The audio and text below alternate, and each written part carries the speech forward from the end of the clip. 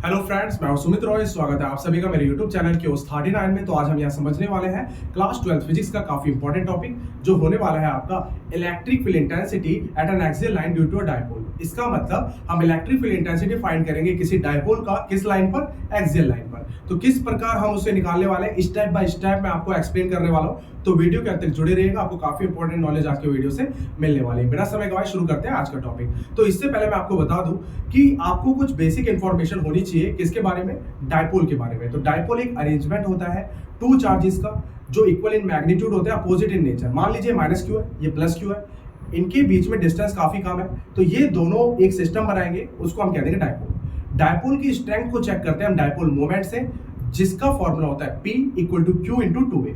तो किसी एक सिंगल चार्ज का मैग्नीट्यूड Q ले लेंगे, उनके बीच की डिस्टेंस 2A मान लेंगे, तो Q इंटू 2A होने वाली है। डायरेक्शन क्या होता है, माइनस Q से प्लस Q, एक वेक्टर क्वांटिटी है। तो इसी प्रकार आपको इलेक्ट्रिक फील्ड इंटेंसिटी के बारे में भी पता होगा। तो चलिए करते हैं आज के टॉपिक को स्टार्ट। तो यहाँ पर इसे समझने के लिए पहले मैं डायपोल का डायग्राम बनाने वाला हूँ। तो डायपोल हम पहले बना लेते हैं। तो ये मैंने बनाया, यहाँ पर मान लीजिए यहाँ पे रखा हुआ है माइनस Q और इससे थोड़ी सी जस्ट दूरी पर रखा हुआ है प्लस Q। इनके बीच की जो डिस्टेंस है वो 2A है और इनका सेंटर जो है वो O है। तो यहां से यहां तक A हो जाएगा डिस्टेंस और इसके सेंटर से ये A हो जाएगा। तो इनके बीच का मैंने ये पूरा अरेंजमेंट जो बना माइनस Q और प्लस Q का जो स्मॉल डिस्टेंस पर है, इस अरेंजमेंट को हम डायपोल कहते हैं। एग्जांपल भी बता देता हूँ डायपोल का। जैसा आपने पढ़ा होगा HCl के बीच में एक सिंगल बॉन्ड होता है और यहाँ पर आपका जो इलेक्ट्रॉन क्लाउड अगर मैं बनाऊं कुछ इस प्रकार से, तो क्योंकि Cl मोर इलेक्ट्रोनेगेटिव है, तो ये इलेक्ट्रॉन पेयर जो बॉन्ड का इलेक्ट्रॉन पेयर है वो उसको अपनी तरफ थोड़ा शिफ्ट करता है। इस पे पार्शियल नेगेटिव चार्ज आता है, इस पे थोड़ा पार्शियल पॉजिटिव। तो ये plus Q minus Q charge के कारण ये पूरा जो अरेंजमेंट बना इसको डायपोल कह सकते हैं। तो ये एग्जांपल है डायपोल का। तो ये minus Q plus Q, distance 2A ले लिया मैंने, सेंटर से ये A हो जाएगा, ये हो जाएगा। अब एक्सियल लाइन क्या होती है? एक्सियल लाइन क्या होती है? डायपोल को कनेक्ट करने वाली लाइन को अगर मैं राइट और लेफ्ट में एक्सटेंड कर दूं तो इस पूरी लाइन को एक्सियल लाइन कहते हैं। ठीक है, तो इसी लाइन पर मुझे किसी भी पॉइंट पर मुझे इलेक्ट्रिक फील्ड निकालना है। तो मान लिया मैंने इसको आगे एक्सटेंड किया, यहां से थोड़ा सा आगे एक्सटेंड कर दिया मैंने, इसको ठीक से बना लेते हैं थोड़ा। ये मैंने मान लिया एक पॉइंट है P, इस डायपोल को कनेक्ट करने वाली लाइन को हमने आगे तक एक्सटेंड किया, एक्सियल लाइन कहते हैं इसको। तो एक पॉइंट पर्टिकुलर हमने यहाँ पे आर्बिट्रेरी पॉइंट ले लिया, पॉइंट P, यहाँ पे निकालने वाले इलेक्ट्रिक फील्ड। तो अब इस पॉइंट पर इलेक्ट्रिक फील्ड निकालेंगे, तो इस पॉइंट पर इलेक्ट्रिक फील्ड इंटेंसिटी इसके कारण भी होगी और इसके कारण भी।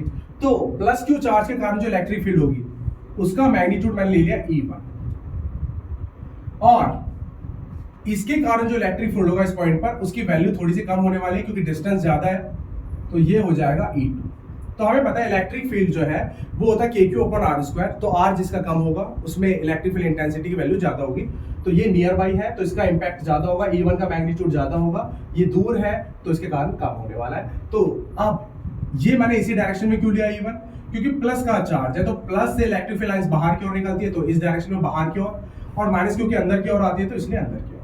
अब ये ज्यादा है मैग्नीट्यूड में कम, तो नेट अपोजिट डायरेक्शन में कैंसिल आउट हो जाएंगे। तो E नेट आ जाएगा आपका E1 माइनस E2 जो कि इसी डायरेक्शन में होगा। E नेट की डायरेक्शन भी इसी डायरेक्शन में होने वाली है। तो यहां पर मैंने बना दिया ये आपका E नेट का जो डायरेक्शन है वो भी इसी डायरेक्शन में। तो यहां तक हमने बेसिक फॉर्मेलिटीज पूरी कर ली है। अब ये P पॉइंट की डिस्टेंस कहां से नापेंगे हम? वो नापेंगे सेंटर से।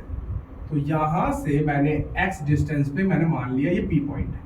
तो ये बेसिक मैंने यहां पर बना लिया है। ये डायपोल है माइनस Q प्लस Q, इनके बीच की डिस्टेंस 2A है, सेंटर O है, इधर A में हमने मतलब कि इसको हाफ ऑफ कर लिया। अब इसके सेंटर से x डिस्टेंस पर एक पॉइंट P है जहां पर हम निकालेंगे क्या? Electric field intensity. ये एक्सियल लाइन है। अब इसके कारण इलेक्ट्रिक फील्ड होगा E1, इसके कारण इलेक्ट्रिक फील्ड होगा E2। क्योंकि ये पास में है तो इसका मैग्नीट्यूड ज्यादा है, इसका कम। डायरेक्शन में मैंने बता दिया क्या रीजन है। अब ये अपोजिट डायरेक्शन में है तो कैंसिल आउट होगा थोड़ा बहुत, तो E नेट आ जाएगा E1 माइनस E2 जो कि नेट इसी डायरेक्शन में होने वाला है। तो चलिए अब हम ब्लैक मार्कर का यूज करने वाले हैं और इसे हम लाइन बाय लाइन सॉल्व करते हैं। तो यहां पर मैं बात करूंगा सबसे पहले E1 के बारे में बात करते हैं। अब मैं वेक्टर नहीं लगाऊंगा क्योंकि वेक्टर मैं लास्ट में लगा दूंगा, यूज करूंगा। यहां सिर्फ मैग्नीट्यूड के टर्म्स में हम आगे बढ़ेंगे ताकि आपको टाइम आसानी से आप उसका यूज कर सके और आपको इजी वे में समझ में आ जाए। तो हम वेक्टर का साइन लास्ट में यूज करने वाले हैं, बार बार मैं वेक्टर का यूज नहीं करने वाला हूं। हम मैग्नीट्यूड के टर्म्स में चलेंगे। तो E1 क्या है? E1 है आपका electric field intensity plus Q के कारण पी पॉइंट पर। तो यहां पर मैं लिख देता हूं, ये है electric field intensity eight P point due two plus Q charge. अब ऐसी E2 क्या है? E2 है electric field intensity eight P point, और ये ड्यू टू क्या होगा? माइनस क्यू चार्ज के कारण। अब अगर मैं E1 का मैग्नीट्यूड निकालूं इलेक्ट्रिक फील्ड का, तो ये होता है KQ upon R square. Distance क्या है? E1 इसके कारण है, इसकी डिस्टेंस इस पॉइंट से क्या होगी? यहां से x डिस्टेंस है, यहां से यहां तक a डिस्टेंस है, a को सब्ट्रैक्ट कर देंगे तो इस चार्ज से डिस्टेंस आएगा x माइनस a। तो ये r का स्क्वायर होता है तो इसका डिस्टेंस हो जाएगा x माइनस a का स्क्वायर। अगर E1 की डायरेक्शन की बात करें तो किस डायरेक्शन में होगा?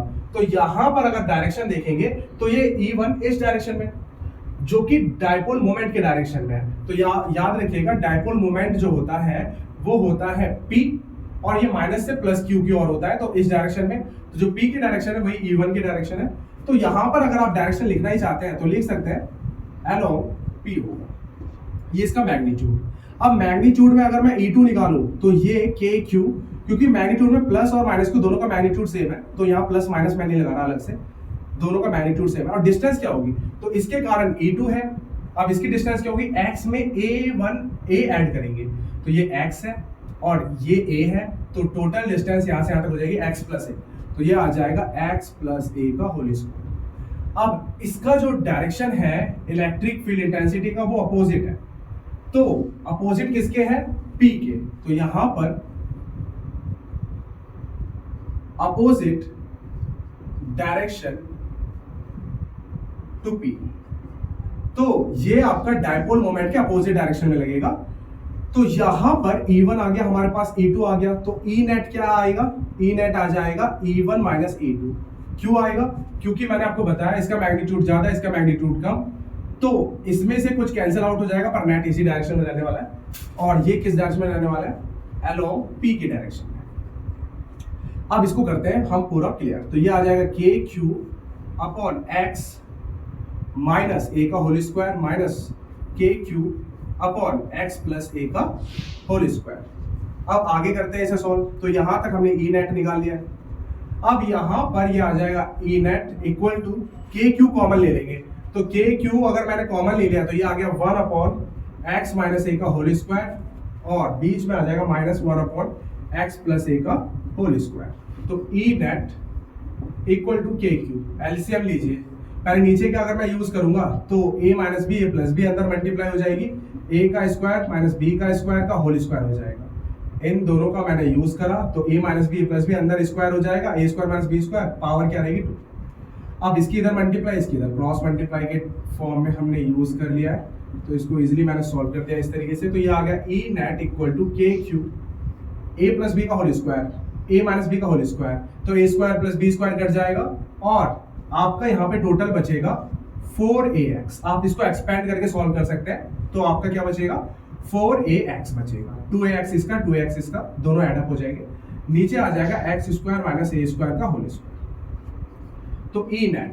अब आपको पता होना चाहिए डायपोल मोमेंट जो होता है, डायपोल मोमेंट का मैग्नीट्यूड कितना होता है? तो P का मैग्नीट्यूड होता है Q इंटू 2a।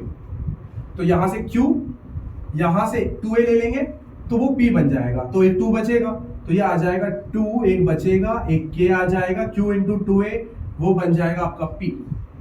या आप P को पहले भी लिख सकते हैं, तो ये आ जाएगा 2pk, और साथ में क्या आ जाएगा? x upon x square minus a square का होल स्क्वायर।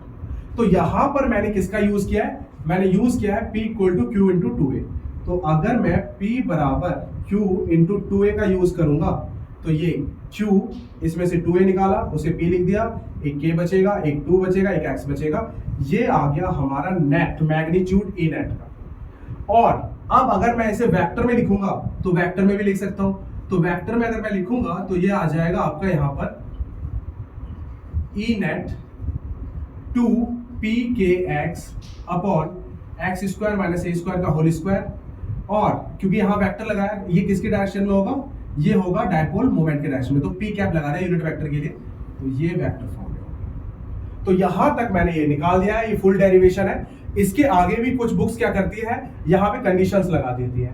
कंडीशन क्या लगाती है कि अगर x far greater than a हो गया तब क्या होने वाला है। तो यहां पर मैं थोड़ा सा इधर यूज करने वाला हूं, यहाँ पे स्पेस थोड़ा सा कम आ रहा है तो इधर मैं थोड़ा सा यूज करने वाला हूं बोर्ड पे।